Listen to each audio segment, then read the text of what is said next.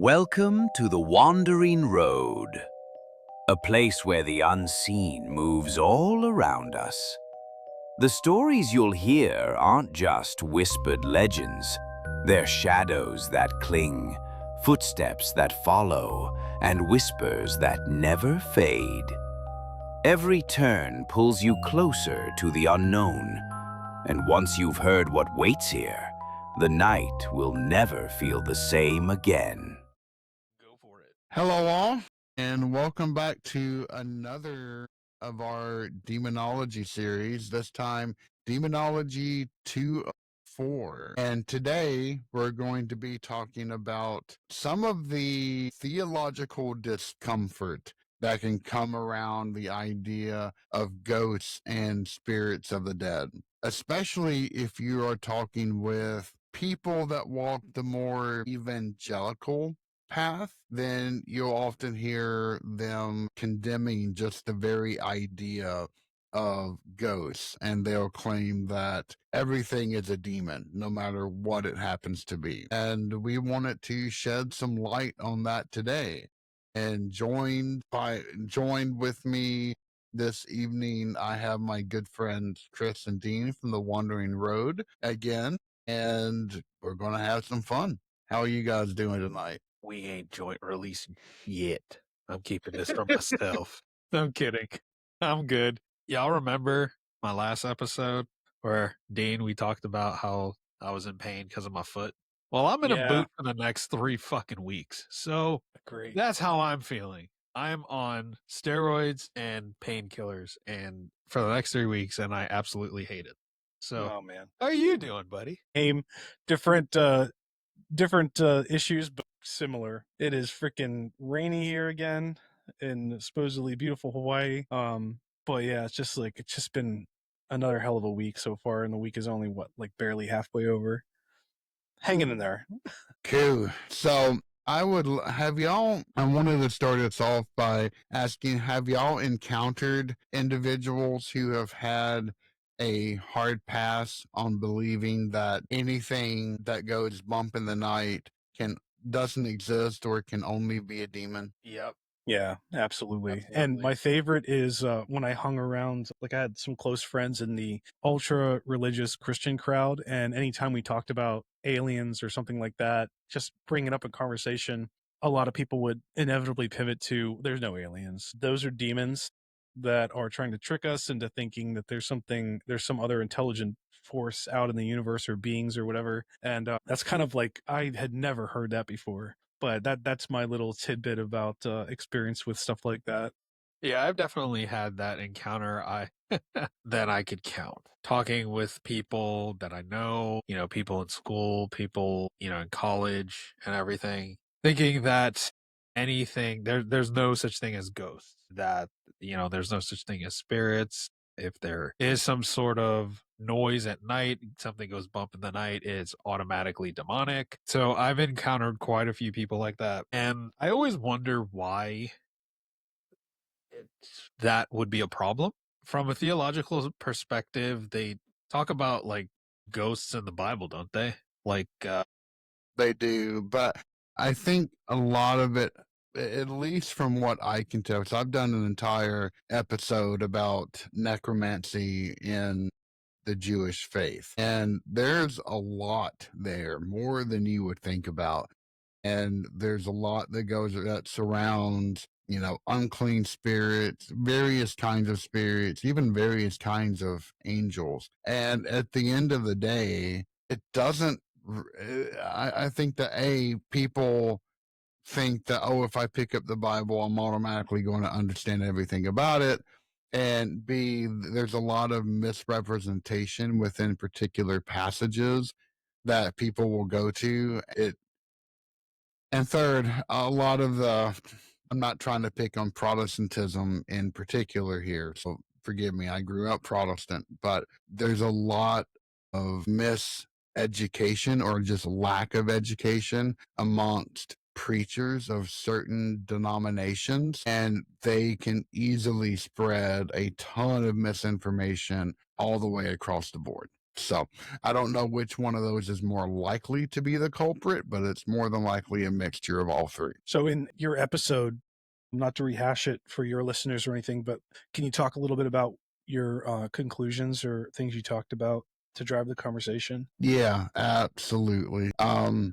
So, first, ancient Judaism, and I've repeated this many a time, it was not divorced from its surroundings. And all you have to do is just look to Babylon for the idea that ghosts are thoroughly believed in.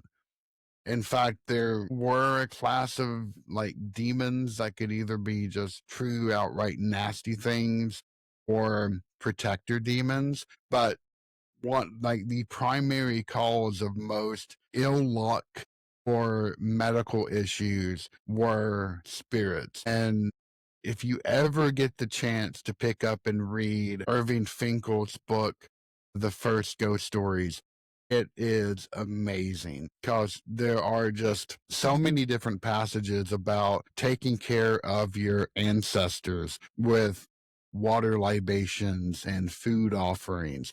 And if you don't, you can, especially for your family line, you can be essentially cursed and you can run across other ghosts which have not been taken care of or have been forgotten. And they can inflict ill harm upon you. So such a major portion of another religion is absolutely going to affect ancient Judaism, and it did.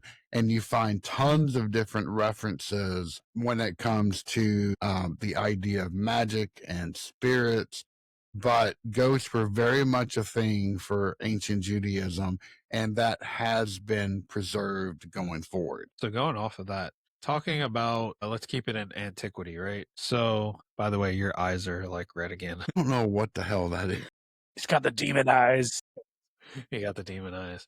But sticking with antiquity, like Greco-Roman traditions, they had spirits. Romans, their traditions, they had spirits. They had like offerings and stuff like that. So one thing that comes to mind, and it could probably, I might be just making this connection myself, but it's probably not related. The reason I think some Christian denominations try to reject the category or the idea of spirits or ghosts in general is to try to break away from any of those beliefs from antiquity that still stick around, because every culture has some sort of ghost story, has some sort of vengeful spirit, has some sort of spirit in general, whether it be your loved one coming back to see you or something of that sort. So that's the one thing that comes to mind. And it's something I've always, struggled understanding why some people take that stance. And the most immediate thing I could think of is out of fear,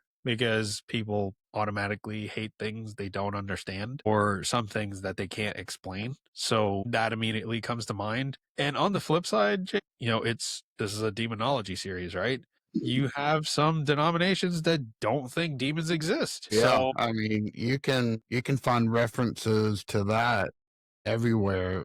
Or you'll find even within the Catholic faith, there's a lot of priests who will give mouth to the demonic, but then they secretly don't believe in anything related to that. I think the movie Nefarious kind of highlights some of those current beliefs. yeah, no, it's a really good movie. Going off of that, Except for the fact that I didn't even realize this until I went on a Halloween episode with two guys who used to run a podcast, and it was a yearly thing. I told them about the movie. They went and watched it, and they were pissed because they're like, I can't believe you tricked me into watching a movie with Glenn Beck in it. And I went, I what? And sure enough, that final interviewer is Glenn Beck. And I apologize. I'm like, I didn't friggin' know that was Glenn Beck. I don't support or anything that man has ever said or done. I forgot he existed, to be honest with you.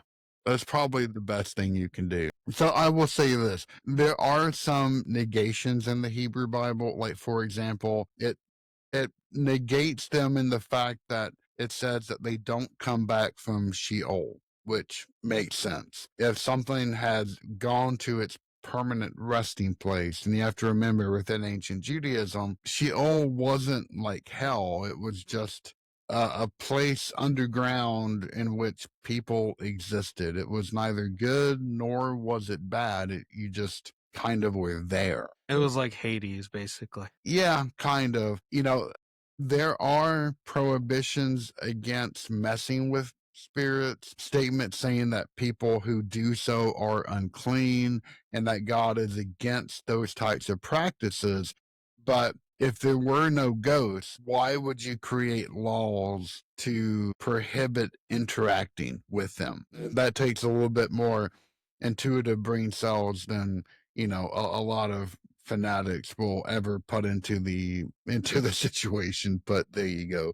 No, you bring up a good point. Why would you make a rule set and make something taboo if there wasn't some truth to it? I mean, even the Dictionary of Deities and Demons in the Hebrew Bible, which is an amazing book, it says, like, for such laws we may safely infer that cults of the dead existed and flourished in ancient Palestine to the extent that they were considered a threat to what eventually emerged as normative. So what was the name of the underworld again that you said? Sheol?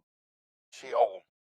Yeah, I had heard about that realm before. I just don't think I ever heard the actual name. I think what interests me the most about this conversation so far is, like, I'm thinking about, like, you were talking about leaving offerings and putting yourself in danger in ancient Judaism of attracting like negative energy or even like curses to your family if you didn't do those practices. Then I think about like other cultures in history and that still go on to this day. Like, just as an example, I know it's across a lot of different cultures in East Asia, but specifically like say Vietnam or China, you put the shrine up after a loved one passes away and you leave offerings. Like, actually, my wife's family still does that to this day for some of the elders who had passed away within the last 10 years. And so they'll put stuff like fruit or beverages or something in front of the shrine and light incense and whatnot.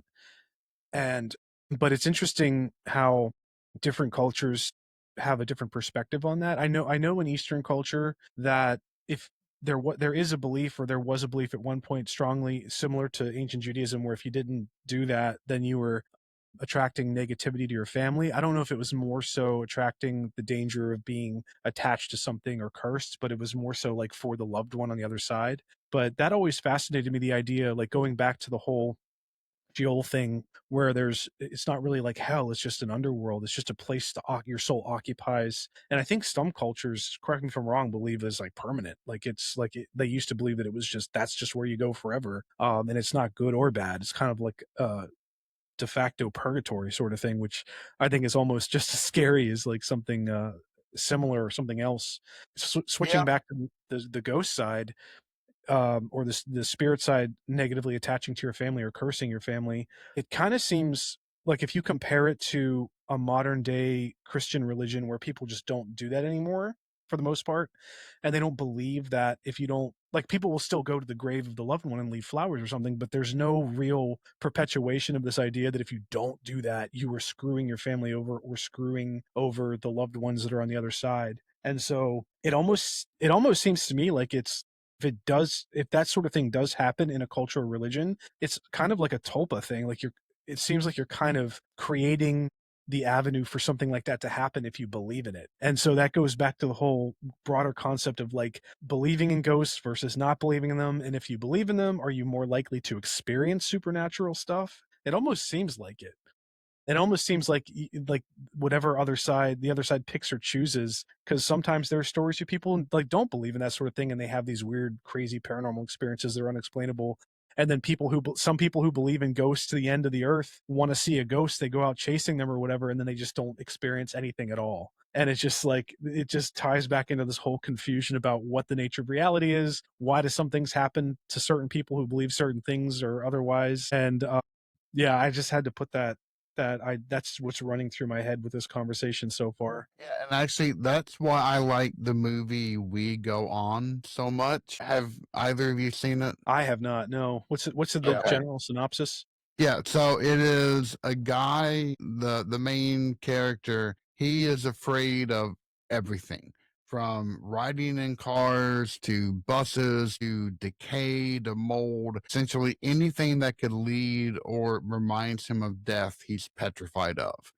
And so he poses this question to his mom. He's like, I can either spend the next decade in therapy, which might treat some of the symptoms, or I can pay someone $50,000 if they prove to me that the afterlife exists. And so he takes out a huge full page ad in the LA Times, and he starts going through all of the correspondences, and essentially he finds three, and each one of them is varying in their approaches. It's really interesting. But there's one that talks about, how people have filters, and they grow out of them as they get older. Others will, yeah, it just goes on and on and on. But it's a fantastic treatment of the. By the way, JJ, did your friendly household ghost just move your camera? I thought for a second that it No, was. I have the obs bot, and apparently I did Okay. a hand signal, which signaled it to track me. I thought that's what it was until I saw you reach up and like readjust your camera, and I'm like, oh, okay, shit. No, it has AI tracking, but it really sucks, though. It's a great camera besides that. But Nice. AI. But Ghost in the machine. Ghost in the That's Machine. another thing to talk about. That's another thing to unpack too. Like, if we ever reach, like, I don't want to derail the conversation, but I'll just bring it up real quick. But if we ever reach a point of GDI or like whatever it is where like AI becomes officially sentient, if it hasn't already, but it's like what's going to be the argument for like the soul and the it's just going to be, oh my god, there's going to be like just a whole other branch of theology and crap when that stuff hits the fan, like Summon all those ghosts and conversations. lock them in your machine. Yeah, I watched a Frank video Tuttle recently. actually tried to start that conversation back in the 90s with a Wow. really horrible book that talked about, like the human brain can carry this many petabytes and operates at this speed. If computers reach that level, then they'll gain self-awareness. It was all fucking bullshit. Just absolute bullshit. I'm sure you'll find this bullshit too, but I just came across a really interesting theory about how there's some kind of new argument of evidence, and I haven't looked into it, so I don't know what the evidence is, but apparently there's new evidence to suggest that the way our brains function in terms of tapping into um, like the subatomic quantum level, and it's the theory is that we don't our consciousness doesn't have experiences in the three-dimensional world from the brain itself. It literally taps into a pre-existing infinite stream of possibilities and pulls in and interprets its reality based off of like moment to moment. And so I don't even understand. Honestly, that probably confuses the crap out of a lot of people what I just said, and I'm telling you, it confuses me too. Like I don't even know what that means yet, but I just thought that Oh, it was an interesting, so fun. it's a theory. Well, it's a hypothesis, and the idea is that neurons, as they are interconnecting and exchanging information, they're doing it through a quantum tunnel that they call microtubules, and so your thoughts are actually happening in a quantum state.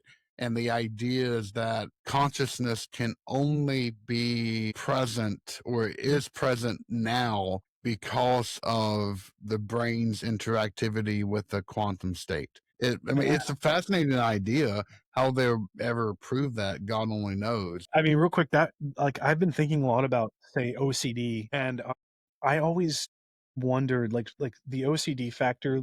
People get this, and it's in. And before I go off the rails, like I'll say that it ties back into what we're talking about because the whole idea that somehow humans can manifest an outcome on the spiritual side of reality by doing some act. For instance, like we said, leaving out tithes or offerings or something to the other side, the loved ones on the other side. But it's like this crazy idea that somehow humans can pick up on that, and they believe or they sense deep down that some kind of action in this world can affect something else on the other side or at the quantum level. And that reminds me of like someone who has OCD, where they get this sense that something bad's going to happen or something is going to play out a certain way. And this is just a subset of OCD, but like, some ritualistic behavior to make something not happen. But that's not something that people asked for to have as an ailment or something inside of them. And it's almost like kind of a subconscious meter that some people like it could be picking up. I don't know. Like, I'm not saying that OCD does anything like to the degree that someone might believe in terms of doing a ritualistic behavior, but it kind of reminds me of what other religions have picked up on, like trying to do something behavioral and consistent that has an effect on the other side, and tying that back into like, well, do we manifest the outcomes in this reality, like attaching a ghost or a curse to us for not doing something, like not leaving an offering? It's just so weird to me. It's such a weird reality. I had something and that came to mind while you guys were talking. And I just keep coming back to the concept of ghosts and spirits and the denial of them. And JJ, I'll throw this question at you. So what if ghosts or spirits exist? Like, why would that be such a deal breaker for some people, in your opinion? I just can't wrap my head around it. Dean, I'm totally tracking with you with the whole OCD stuff and people that can get a feeling that something's going to go wrong with their gut feeling and all that other stuff. Is that another form of tapping into the other side? Quite possibly. Just when you deal with that gut instinct, you're kind of, I guess, disassociating from the physical and just focusing on the non-physical realm, if that makes sense, guys. I don't know if totally going the wrong way with this, I but know it's fine. yeah, I know it's an interesting concept to think about because not only can we do that, you get a bad feeling about something. It's like, okay, well, maybe I shouldn't go. Then you don't go. And then you find out like a fire broke out or something, or there was a shooting or something like that. And then you get that sense, like your parents get that sense as well. Like my mom would tell me like, hey, I don't think you should go to this place. And I'm like, why? I'm like, I just don't think you should go. You don't go, and turns out something bad happens, So where does that fall into like the spectrum of, I would say like the spiritual plane? But JJ, the other thing that just keeps coming to mind is we talked about ancestor traditions. We talked about spirits, ghosts. We talked briefly about necromancy in the Bible. I know why necromancy is frowned upon. I mean, that's kind of self-explanatory. But what I don't understand is, why would a ghost or a spirit existing be so traumatizing to some people? I mean, like, if it doesn't affect you in any way, does it really matter? Or is there some sort of fear that because they do exist, if they do exist, it kind of shatters their belief structure? They have the Yeah, possibility.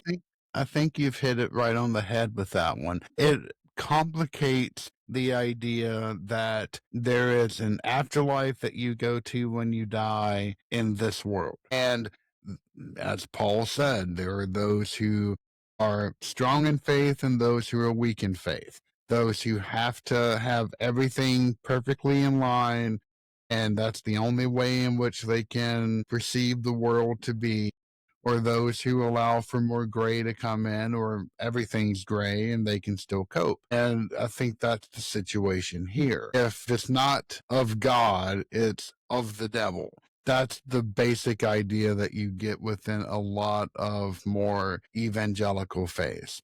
But isn't And that kind of, sorry to cut you off, but isn't that performative? it absolutely is. I mean, you find this within, I mean, my God, the Church of Christ. It's, if it's not of Jesus, it's of the devil. And that's become kind of their unofficial tagline for everything that they do. And that is absolutely performative in nature. And I think that if you have a legitimate reason for thinking that, fine, I can't change your mind. I'm not here to change your mind. But I would say that it limits your universe and your worldview so much that I think that you're missing out. And I'll even apply this and bring it onto the flip side of those who only believe in science and will sit there and point out a lot of there is a channel that I used to watch and on YouTube, and then they came out with an alternate channel that would do more deep dives. And the very first episodes they did were why ghosts do not exist. And it would just tout out the same old boring tropes that you would hear time and time again. That peripheral vision is, you can see things weirdly in peripheral vision, or there can be vibrations which can give you a sense of doom. All of those are correct, but they don't explain everything. And if you limit your worldview to only what you can see and touch, then I think you're missing out on a lot of other things. But that could be my own bias talking. I'm not saying that it's not. So I got a random question for you, JJ. If Chris, if you didn't have any follow-ups, how did ghosts fit into something or some religious belief that is so austere as something like Gnosticism? Because like Gnosticism has been popping up lately on my feeds because I've just been more curious about it, and the people who have like are starting to lean more into the idea of a really like kind of a darker reality of spirituality in the context of humanity. But what would a gnosticist or a gnostic person say about what ghosts are or what demons are in the context of like showing up in humanity or presenting itself to people? That's a really good question, and I don't have an academic answer for that because I've kind of stayed away from Gnosticism just Well, that's right. because. You were told to stay away from that. Yeah. Yeah, Rabbit but hole. what I would imagine that they would say is that ghosts could be individuals who knew none of the rituals or magic words or practices that would get them into higher levels of heaven. That would be my first instinct, but I don't know if that's academically sound or not. Man, you know what's creepy is I think we already talked about this. I don't know if it was like the last time we got together or two times before that, but I think you said something very similar in a conversation about Gnosticism. And then I think we kind of like went on to the topic of secret societies. And I'm not going to say any specific society names, but the idea that there are ranks and levels and you have to do certain things a certain way and know that, probably know the incantation, etc. Yeah. Yeah. So you know. Tell us the secret. What's the secret, JJ? Stop gatekeeping, That's only for me to know. right? But that's what gets me about like why I'm gonna try so hard not to rant, but like it sucks Rant. being human. It sucks being a human. It does because like and I just thought about this like less than 12 hours ago. It just crossed my mind. I'm like, well, you have all these, and I'm not just a precursor. I'm not shitting on any individual religion. I would, I don't know anything. I take the Socratesian or the Socratic approach where I don't know anything at all. But with that being said, I know a lot about generally cursory other religions and their religious texts and stuff. And it just blows my mind more and more every single day that people will not see the bigger picture in the fact that we get all these religious texts across different religions and all of them are ordained by some greater power or greater understanding, but that kind of leaves most of us in the dark. And then I start wondering like, well, how important are humans to the other side? Like I understand this idea that we're here to be, some people think we're here to be tested and test our faith and test our reactions and stuff. But I feel like that's an unfair approach because, and I'm not saying life should be fair. I'm just saying that's factually unfair. But like, if you were trying to raise a child, you're not going to let your child keep touching the stove if the child doesn't understand that it's going to get burned every time. And you can't just rely on one time of the child touching the stove to learn forever in every single case. So like why would the approach for humans, if we're so beloved or coveted or protected, why would we be left in the dark with so many different avenues of thoughts and beliefs and letting someone go down the path of a certain belief that just ends up destroying them, or thinking that they're destroying other people is the right thing to do? And like Hold Just up, one second, one okay. second, Yeah, one yeah, yeah, yeah. second. What do you mean by destroying, going down a belief that would destroy them? I mean, I don't wanna say in particular. I mean, I have ideas in my head, but again, I didn't wanna, like, pick on any one religion, but I'm just saying, like, destructive in Go the for sense. pick one.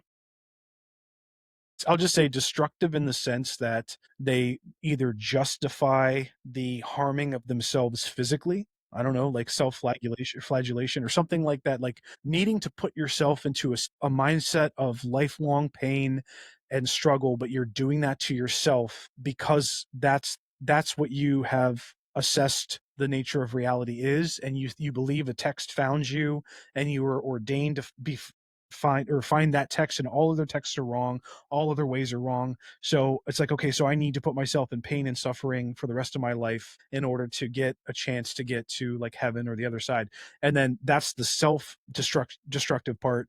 And then the external destructive part, like putting on other people, is the idea that your religious beliefs are so strong and you have to show your religious beliefs by going out and suppressing, hurting, or just outright killing other people who don't follow what you believe. And I'll try to tie it back into our main discussion of like ghosts and spirits. And the way I would do that is like, well, going back to the whole idea that people in other religions or different religions they have this feeling that they need to do something to take themselves out of the path of life to pay attention to the other side by giving offerings or whatever. So they themselves avoid some negative effect to their family on this side or the other side. And all the while there's different groups of people coming to these similar conclusions about like a negative austere approach to existence, other people around them are trying to live a different way, but there's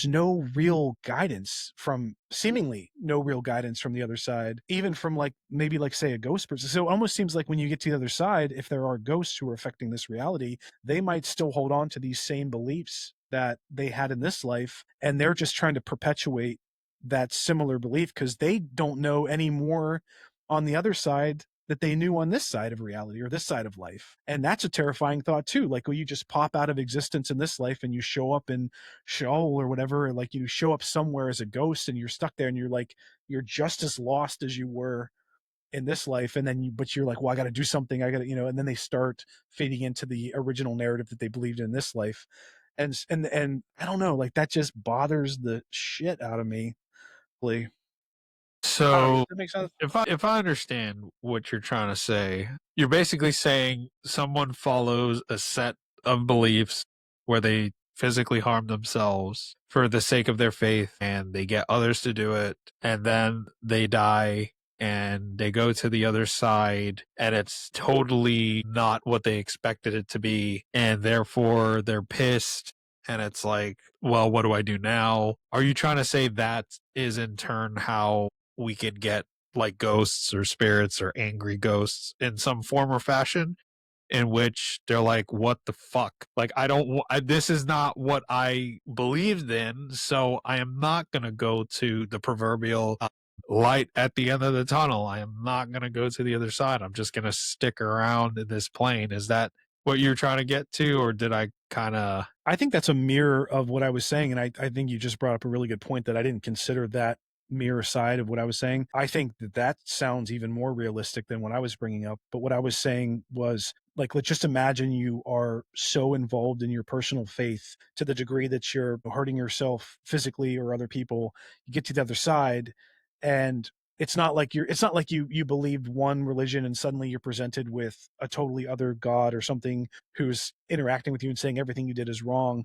That's possible. It's not like you ran into Anubis, right? Yeah, exactly. And then you're just pissed off. You're like, I got to go back and, spread my pissed off behavior back on humans and make them pay because I, got screwed over. But what I was saying is like, imagine you show up on the other side and it's just like a barren desert wasteland and there's no other direction whatsoever any more than there was direction in this life. So what are you going to like latch onto? You're going to latch onto what you had in this life, thinking that you need to do something more or affect something else.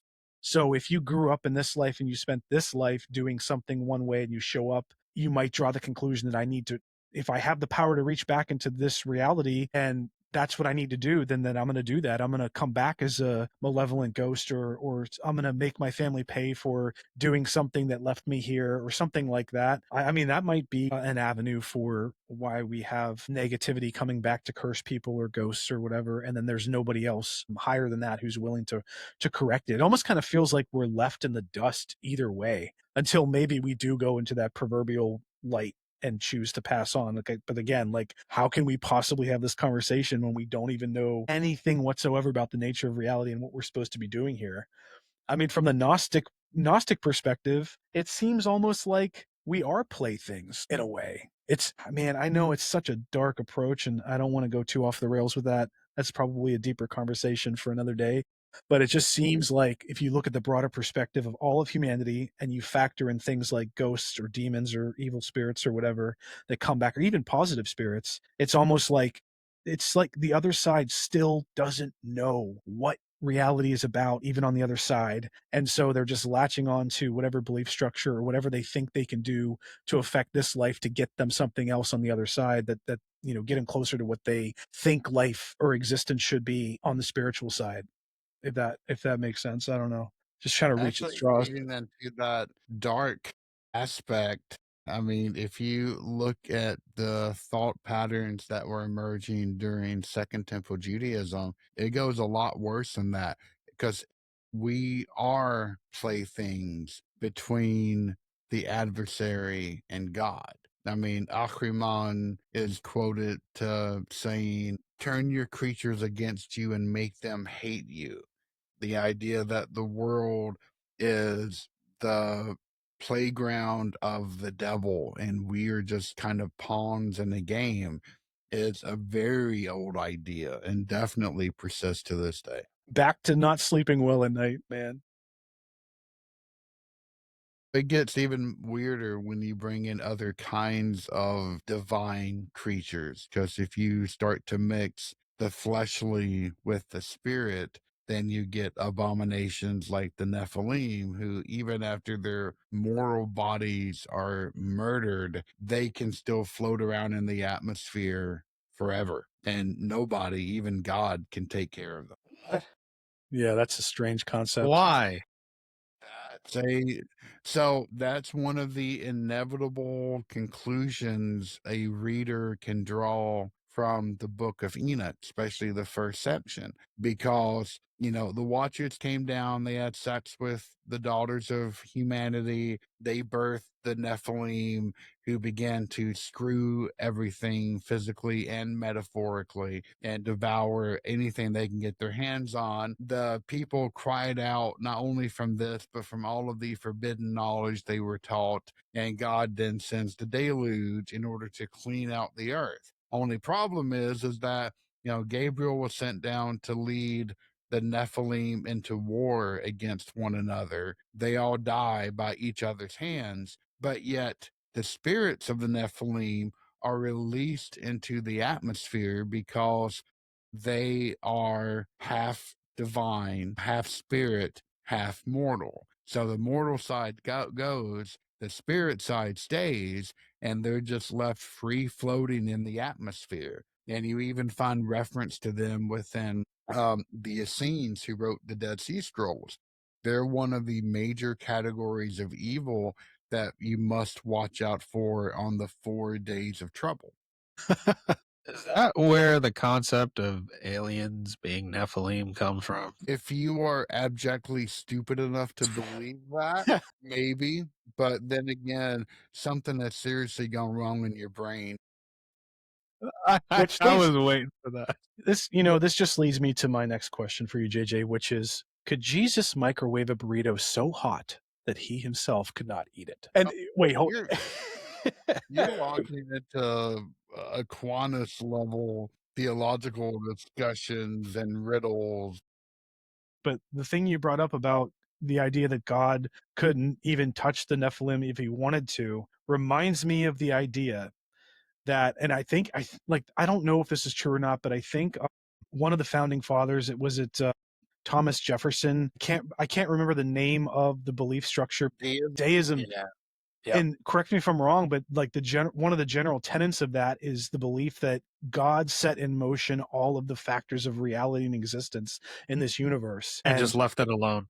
and left it alone. Yeah, and he cannot reach into this reality to affect anything whatsoever. So I guess that is the way that you could approach that thought, and it kind of fits neatly with what we were saying earlier about like ending up on the other side and still not knowing what the hell is going on, or getting any assistance or help from that level. But man, that is such a, I mean, I think to me that kind of concept, I don't know about deism as a whole because I don't know everything about it, but that's what makes the most sense to me from a spiritual side about the nature of existence. Is if you are a being, an all-knowing, all-powerful being that sets something into motion, and everything is supposed to play out a certain way, you know, like what's the word, not fortune, destiny, everything destined to play out a certain way as based off of a certain religious text or belief structure. By reaching in and affecting a change, you're actually going against your own creation and therefore going against yourself. So it almost seems like there could be no help or assistance that could be reached in from the positive side. But then maybe that's the answer of, like, you know, the angels coming down and changing our reality or being the messengers of certain religions or whatever. But it seems like once you get to the threshold of God, as the idea of God creating the universe, it just doesn't make sense to me that if you pray to God is going to be able to do anything. Because if God reached into this reality, any change whatsoever is going to be a butterfly effect that affects the free will of anybody else. Even if it's the mind, like the tiniest little, I'm going to pop out this neuron or this little tiny little tidbit of reality out of existence, it's going to completely change the narrative. And it seems to me that if you did that, then free will, the idea of free will, would be completely out. So maybe it's possible that free will does exist, and the only reason free will can exist is because a creator cannot reach in and change anything and make anything different. So that, I mean, that's just like fucking deep and hard to think about. But the only thing I would say to that is, if you are Catholic or Christian, there was an attempt. One could argue that Jesus was that attempt, right, you know, to steer people the Trinity, into a certain direction. And There'd be multiple. I mean, depending upon your faith, you would recognize the prophets as being divinely influenced, Christ as being divinely influenced. Sure. If you're Muslim, then Muhammad would be another instance of that. Sorry guys, so you could say there could have potentially been multiple attempts, and throughout the different prophets, throughout the different religions. I mean, even in Hinduism, with, you know, the avatars of Vishnu, with Krishna, Rama, right, yeah, coming to physically interact with the world in some form or fashion Yeah, I mean, because they take the had to. oldest, I don't know, had to, but I mean, take the oldest religion that we know of, Zoroastrianism. You got Zarathustra, who came in and completely reorganized everything and put a new spin on everything. That could be another manifestation of it, but I don't think it's so much like I would say that deism was kind of an early response to being able to marry the ideas of scientific advancement with religious thought to make them able to cohabitate with each other. yeah, But I don't think it was so much that God can't reach in and interfere. It's more of a free will type of situation where, you know, if if you're going to create creatures that are going to only sing the divine one's praises, then they are not doing so if they do not have the capability for free will. And let's not forget the best parenting technique of, you don't stop your kid from touching a hot stove, you just let them do it and let them figure it out on the first time. You shouldn't do that, right, little Billy? So Yeah, I grew up with the statement from my parents: if you don't listen, you're gonna have to feel. Yeah, you have to live. You're gonna have to deal with the consequences of your actions. yeah, take that fork, stick it in the electrical outlet. Let's see how much fun you have. Why do I feel like you did that? I did touch a stove, but that's when I was like barely crawling around, and my mom What? had to rush me to the emergency room, No, and yeah, man. got stopped by a cop, and therefore had a cop escort to the emergency room. It was lovely. That's what But gets me about the limitations of humans, though, because like from our existence, it's so easy to be like, well, you're an adult, you should know better, you know, but we only know better within the context of our reality and like the little blip that we're here on this planet. And if you compare that cosmically or on like an infinite level, on a spiritual level, it almost seems like we wouldn't even touch an iota of that understanding until we're brought higher by some other being. So like if you that and the reason I bring that up, because JJ's perfect example of like when you were a baby, you touched the stove and you got badly hurt, but you're a baby. Like, you know, a baby's going to keep touching the stove over and over again because it's predisposed to or pre like it's in its brain to explore and whatever, and it's not going to remember. It has whatever, all these other factors going on, and it's going to keep touching the stove. So my whole thing is like, yeah, you're an adult, you're able to think and grow and like, you know, react a certain way, and you should know better. But when you talk about the higher side, it almost seems like we're infinitely infants because we're just never going to be understanding until we're elevated by some deity or some other side to understanding a higher level. And that's just where my thought process goes. I I don't know. mean, just zoom out of our current education system. I mean, most people in this country read at what, a sixth grade level? They Terrifying.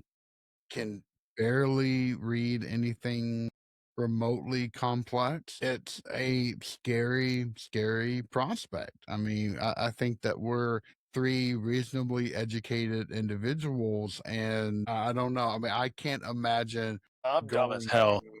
No, you're not. You like to make fun of yourself, but you're not.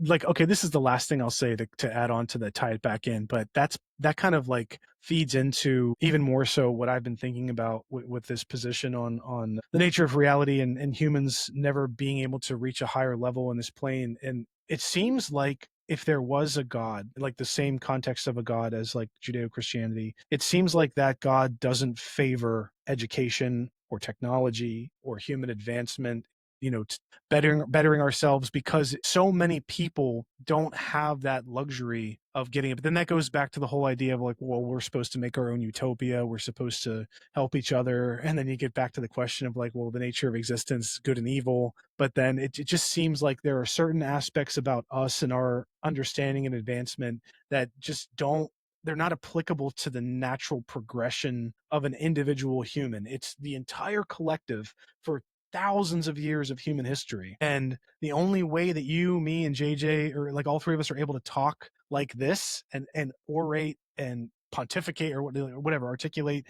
like the only reason we're able to do this is because we had an education system in this time and place. But if we were all shat out 1,000 years ago into the back ends of whatever, like we would be running around like nomads, and we might have an interesting thought or two and a couple Uggs or whatever, but like we are so, it's like it's not a natural part of human progression to be this educated. And it seems like education and discussion and open-mindedness is kind of the best way we have right now to move towards a better existence, if that makes sense. So A couple of things you said.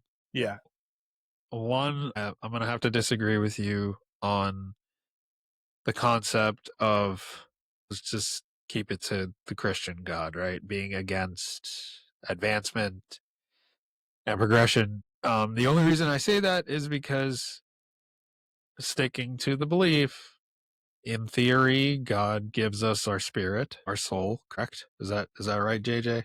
I'm using you as my source of truth. Yeah, technically. Technically. So he gives us that. We're born, and as we're born and we go through life, we, learn. And some people are naturally more gifted than others. They invent things, they think of things outside of the box. Is that not a direct correlation to your creator? Because he created you. Why would you be pissed at me if you created me in a specific form or fashion, and I'm like hyper intelligent now, and I'm creating microphones and all this other shit? Like, why would you be mad? It's like Yeah. you gave me a toolbox and I used the toolbox. Like, what Right. did you want me to like? Yeah, and Dean, I wouldn't say that it's God that is responsible for our lack of education. I would put that solely just upon our own shoulders. Yeah, This yeah, is yeah, our yeah. fault. Yeah. Yeah. Oh yeah, Hey, yeah, 100%. I should have done better. As I didn't mean to say that God would be against, or the idea that God is against humans learning. It just seems like a level of indifference, because in the same way that everyone's given, say, like a heart to pump blood through the body, and sometimes the heart doesn't work very well or whatever, and they don't live as long. But everyone who lives has a heart, and it's pumping blood mechanically through the body, and that's a very integral part of the human existence to be alive. But it seems like there is an indifference of like an what I mean to say is intelligence doesn't seem to be an integral or important part in the process of reaching a higher level of religion or a higher level of spirituality. But the difficult You. It's all dependent on, well, let me put it this way. You and I have talked many a times in person about history, everything. And what's the one thing that I always tell you that's the constant throughout history with humanity? We stay the same. What changes? Just our technology. We are no different from the ancient Romans, the ancient Greeks, the ancient Israelites, the ancient Egyptians. I mean, that's why We, all of our sitcoms still come from Roman play. yeah, right. I mean, the way that we speak and think, I think there's an innate way that humans operate just based off of our genetics and how we're built and how we are as social creatures. I mean, I wouldn't be shocked if we went time traveled to a pub 2,000 years ago or 1,000 years ago in medieval Europe, and you just had these guys drinking mead or beer having a similar conversation. So I think, but back to the whole concept of progression and everything, it's really all dependent on what the people in control of that religion yeah are trying to do. Because that's if you yeah go to the Crusades, one of the main reasons for the Crusades is because like we're tired of knights fucking killing each other in their backyard, so just send them somewhere else to go kill each other. And then that blooms into something completely out of proportion with the Kingdom of Jerusalem and Principality of like Antioch and all these different things that crop up out of it. We can't forget to include the human element. Everything sounds amazing until you insert the variable of humanity. Humanity has this skill of fucking things up because of just how we're built. I had a conversation with our friend Willie on the concept of, are humans born naturally good? Or is that something we have to learn? And we went back and forth for a little bit. I said, I think we're born good, and it's just your environment that affects how you become as a person. But again, the human element.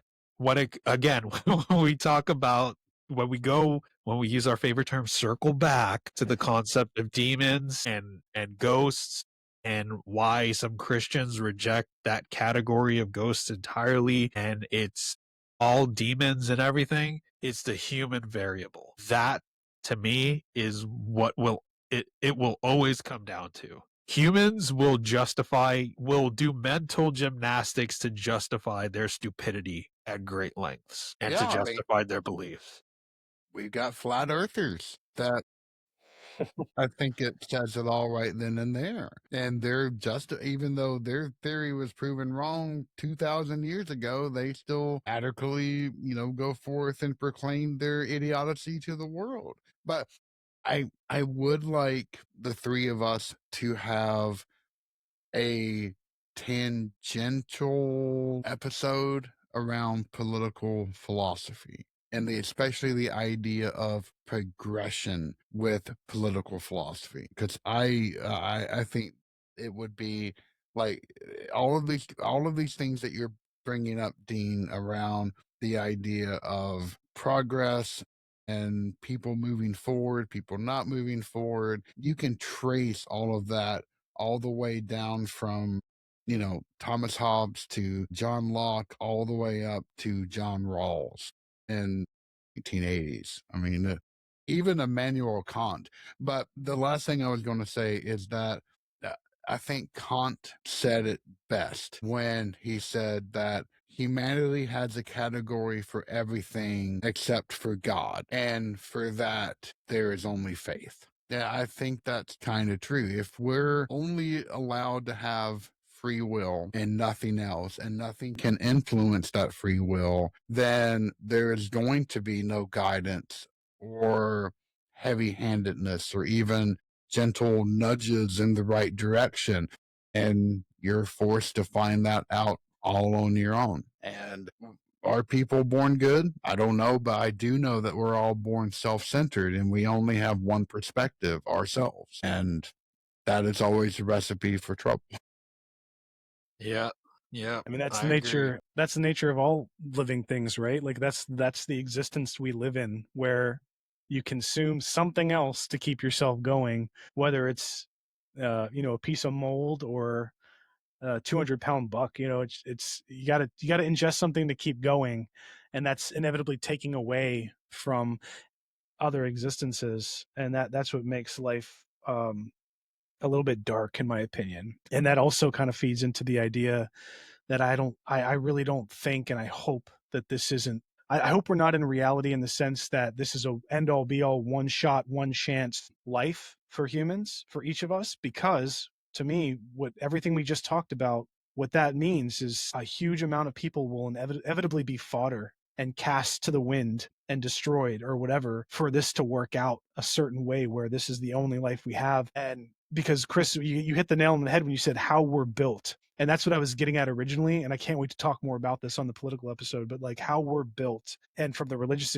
perspective, if it is a singular God creating all of human existence and all of existence in general, then the building seems counterintuitive or counterproductive for having the chance for every single person to reach the state that they're meant to reach. If there is like an idea of an all-knowing God, just like, as an example, a Christian God or something like that. So this has been an awesome episode. I cannot freaking wait. I have not touched like Hobbes and Kant and all that stuff in like a decade, but I constantly think about like my favorite example is like the unicorn, about how like unicorns don't exist. And the only reason they do exist in our heads is because we've taken pieces from our actual reality where like, oh, there's narwhals that exist, horses exist, rainbows exist. So let's just take all these disparate parts and smack them together and create something that doesn't exist. And then people believe them. Like, oh, I do. Yeah, there's definitely unicorns out there.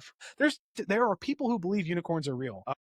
But that, It's like, I think you our can like, national animal, believe it or not, and it's true.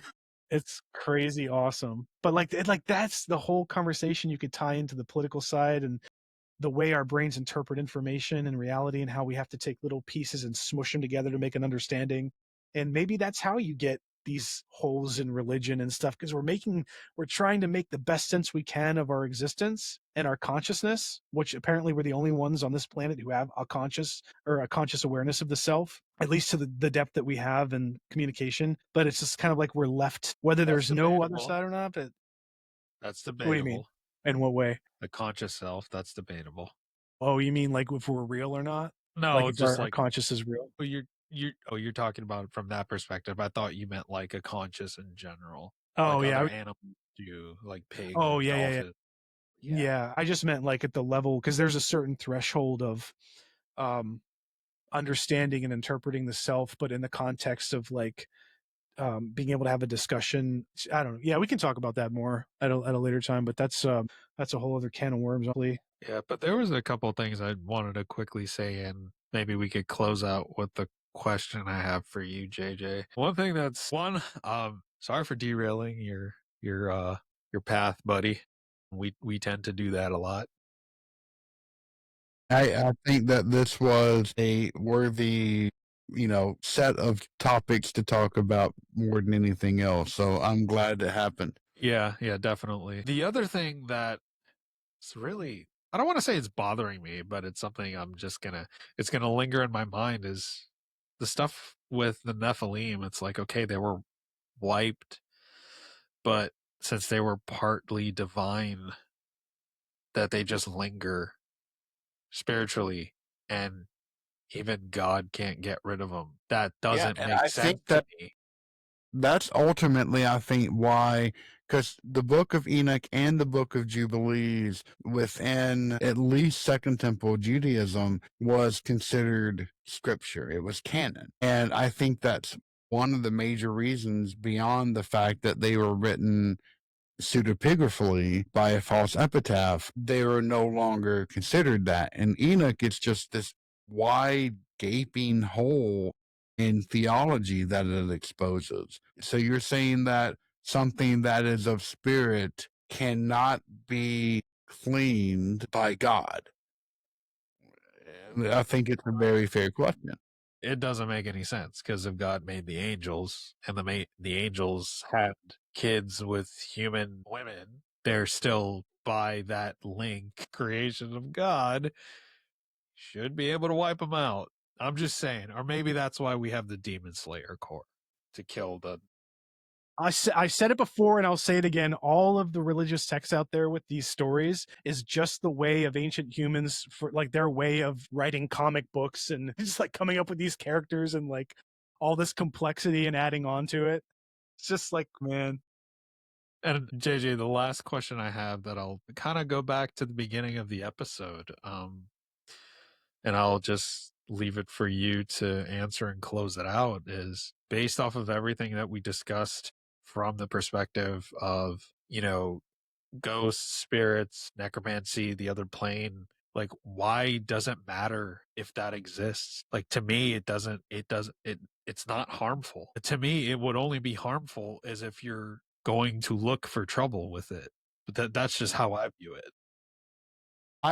I thoroughly agree with that sentiment. I would say that it's probably, if I think about it, it's probably the words of Job, in which you will find people that kind of point to that says, aha, this is why there are no spirits. So in Job 7, 8 through 10, you see that as the cloud fades and vanishes, so those who go down to Sheol do not come up. They return no more to their houses, nor do their places know them anymore. And in 14:12, so mortals lie down and do not rise again. Until the heavens are no more, they will not awake or be roused out of their sleep.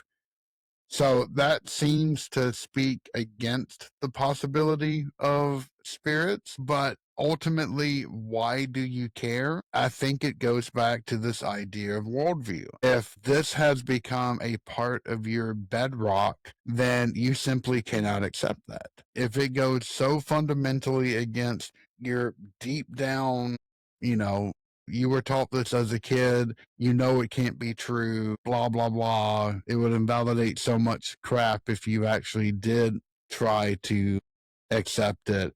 Then it's just speaking about the individual person more so than anything else. That's well said, man. And the another episode maybe we could have is, it could go along the lines of, just because you learn new things doesn't mean you have to wholesale drop what you believe. I mean, we have all of these discussions. I've talked to many people of different faiths. And at the end of the day, I'm still Catholic. I'm like, okay, that's cool. I'm like willing to learn. I don't know. Does that make me ignorant, or does that just make me comfortable with what I believe in? I think that I'm would be the a good... same way. When I go to Japan, I don't have a problem visiting my local jinja and showing the kami-sama respect and praying and throwing coins into the offering box. It doesn't bother me at all. Because, ultimately, if you take a literal reading of the Decalogue, thou shalt have no other gods before me, it doesn't mean that there are no other gods. It simply means you're not going to honor them above the God. Ancient Judaism was not monotheistic. It was absolutely polytheistic in nature. That's why you see a ton of those memes of people dancing, and it's like making fun of the golden calf scene. I remember the one that you sent to me on Instagram. Yeah. God, I miss TikTok. Yeah. No, I God, think I that's hate another... Instagram.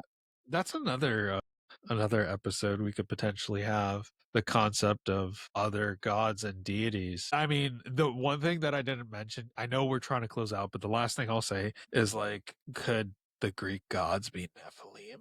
based off of the whole spirit thing. They Oh, turned no. Damn it! Why? Why do you have to do this? No, it's too much. That's a whole. I'm, That's going to I'm be another kidding. thing. That's open up a whole can of worms. No, but yeah, I think that's another topic we should explore. Along. if you listen to Coast AM, Nephilim or the secret oligarchy that is controlling the world, and if you only go far enough into the hollow earth or the flat earth, then you will see that, and whatever other random bullshit will make them $2 on their self-published book. I don't know. I haven't listened to Coast since Art Bell died, so no interest in that. That's the way it should be. I have tried, and it was the most painful fucking experience I can remember. All right, but Mr. JJ, why don't you take us out? Yep. So thank you all for listening. If you're on Southern Demonology, you know how to find us. If not, go to our website, southerndemonology.com. It's brand new, it's revitalized, it's updated, it has transcripts now, and you can contact me and you can get access to all of our social links.